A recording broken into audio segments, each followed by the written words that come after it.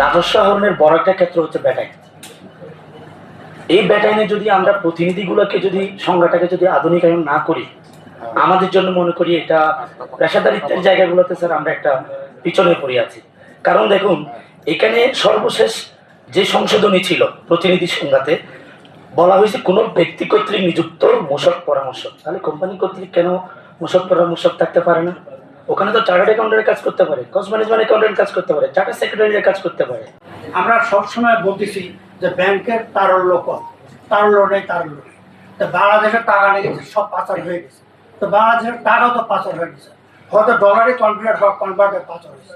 বাংলাদেশের 1000 টাকার নোট, 500 টাকার নোট বাংলাদেশের মধ্যে রয়েছে। কেউ ব্যাংকে রেখেছে, কেউ বালুসের মধ্যে রেখেছে, কেউ তোষকের নিচে রেখেছে, কেউ মাটির খোলার মধ্যে রেখে মাটির তলে আন্ডারগ্রাউন্ড করেছে। আমরা একটা স্যার আলোচনা করে একটা সিদ্ধান্ত নিয়ে নেন স্যার, যে 1000 টাকার নোট আর 500 টাকার নোট 15 দিন বা 1 মাসের মধ্যে জমা দিতে হবে। 1 মাসের মধ্যে যেটা জমা হবে না সেটা ব্যান্ড হয়ে যাবে। ধরুন বিভিন্ন ব্যাংকে এফডিআর আছে যাদের 15% ট্যাক্স ডিডাকশন হচ্ছে। 15% ট্যাক্স ডিডাকশন যে সমস্ত জায়গাগুলো থেকে হচ্ছে, সেই জায়গাটুকু যদি আমরা সার্ভেলেন্সের আওতায় আনতে পারি, আমরা হয়তো খুঁজে পেয়ে যাব যে তাদের টিম নাই কেন, কেন তারা টিমটা ব্যাংকে উপস্থাপন করলো না। আরেকটা জিনিস খুব ইম্পর্টেন্ট, এটা হয়তো রেভিনিউ কালেকশন করবে না, কিন্তু সাপের লেজটা আমরা খুঁজে বের করতে পারবো। যাদের সন্তানরা ইংলিশ মিডিয়ামে পড়ে এবং বিদেশে পড়াশোনা করে, তাদেরকে আমরা কোনো না কোনোভাবে একটু নজরদারিতে রাখা। অবশ্যই যার টাকা আছে তার সন্তানকে সে যেখানে খুশি সেখানে পড়াবে, কিন্তু এর সাথে একটা সাপের লেজ কাজ করে, এই জায়গাটা একটু নজরে আনার জন্য অনুরোধ করবো। কারণ এটা শুধুমাত্র যে রেভিনিউ বাড়াবে তা না, এটা অনেক টাকার সন্ধান দেবে স্যার ভবিষ্যতে।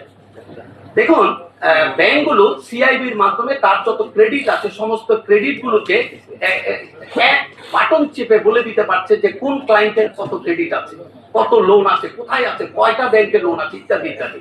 ঠিক তেমনি এটা যদিও বা এনবিআর এর আওতার মধ্যে পড়বে না, বাট আমরা তো সব জায়গায় স্যার বলতে পারি না। এনবিআর দেখেছে, আজকে বলতে আসবে। আপনাদের মাধ্যমে, আপনাদের সার্ভেলেন্সের মাধ্যমে বা আপনাদের প্রয়োজনে যদি ব্যাংকের কাছে এই অ্যাপ্রোচটা করা হয় যে প্রত্যেকটা অ্যাকাউন্ট ওপেন হওয়ার সাথে সাথে অ্যাকাউন্ট এনএফডি সেটা ব্যাংকে হোক অথবা ফাইন্যান্সিয়াল ইনস্টিটিউশনে হোক, হওয়ার সাথে সাথে সিআইবির মতো কালেকটিভলি এনআইডির ভিত্তিতে অথবা টিলের ভিত্তিতে এটা রেকর্ডেড হবে। তাইলে আমি মোহাম্মদ ইয়াসিন মিয়া সারা বাংলাদেশে কয়টা ব্যাংক অ্যাকাউন্ট আছে এটা যেন আপনি দেখতে পারবেন, তেমনি আমার কয়টা এফডিআর আছে সেটাও দেখতে পারবেন। আমি প্রায় সময় আপনি চেষ্টা করছেন যে 4টা ইনফরমেশনের মাধ্যমে আপনার এসএসসি কে কোনোভাবে ডিস্টার্ব না করে। নো, আমি দরজা খোলা রেখে চোরকে বকাবকি করলে লাভ হবে না স্যার। আমার কিন্তু দরজা বন্ধ রেখে চোরকে বকা দিতে হবে।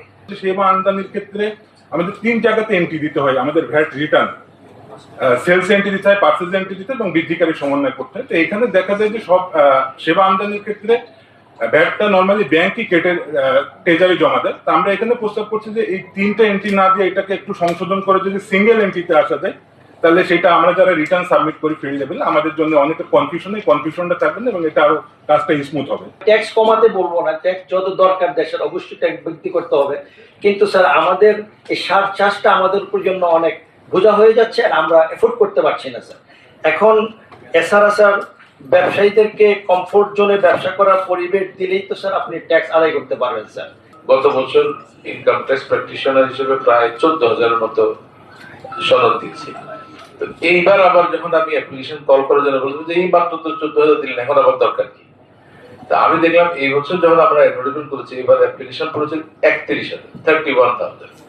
তো এগুলো আসলে রুটিন কাজ এবং রেগুলারই হওয়া উচিত। প্রতি বছর যেমন এসএসসি এইচএসসি ডিগ্রি পরীক্ষা হয়, একইভাবে প্রতি বছরই আমাদের অন্যান্য সব জায়গায় সব প্রফেশনালদের জন্য খোলা থাকা দরকার, কোনোটাই বন্ধ থাকা উচিত না, এটা আমরা মনে করি।